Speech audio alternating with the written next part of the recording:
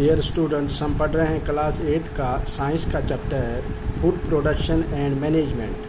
तो आज हम इसमें टेक्सचुअल क्वेश्चन जो देख रहे थे, तो हमारा टेक्सचुअल क्वेश्चन जो है, how do insecticides protect crops. किस तरह इंसेक्टिसाइड जो होते हैं वो क्रॉप्स को प्रोटेक्ट करते हैं। ठीक है, देखिए इंसेक्टिसाइड्स वो केमिकल्स होते हैं जो पेस्ट्स को या लार्वा को, इंसेक्ट्स को या उनके लार्वा को ख़त्म कर देते हैं विदाउट अफेक्टिंग द क्रॉप्स। तो क्रॉप्स को इफ़ेक्ट नहीं करते हैं, जिसके कारण ये जो है लार्वा उनके छोटे छोटे जो अंडे होते हैं, एग्स होते हैं, उनको ख़त्म कर देता है, जिससे क्रॉप जो है वो सुरक्षित रहता है। इसके बाद है which are the two main season India for. देखिए इंडिया में दो तरह के सीज़न है, एक तो खरीफ और राबी सीज़न है।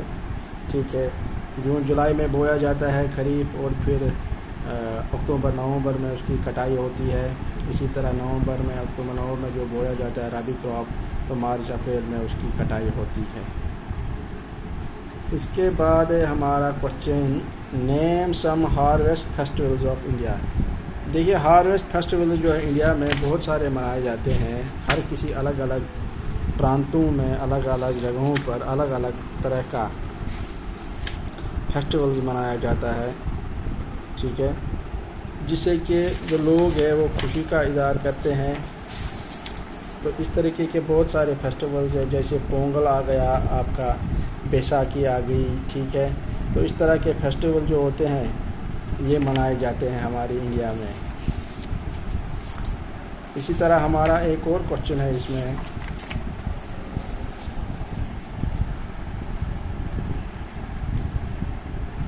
Name 4 factors on following. 4 factors कौन कौन से रेस्पॉन्स, वो तो हमने पहले ही कर लिया है। Right A short note on the process of harvesting. Harvesting की प्रोसेस पर देखिए, जब धान पककर तैयार हो जाती है, फिर हार्वेस्टर से, मशीनों से उसको हार्वेस्ट किया जाता है, या जो दराती होती है उससे हार्वेस्ट किया जाता है। तो हार्वेस्टिंग फेस्टिवल मनाए जाते हैं हमारे इंडिया में।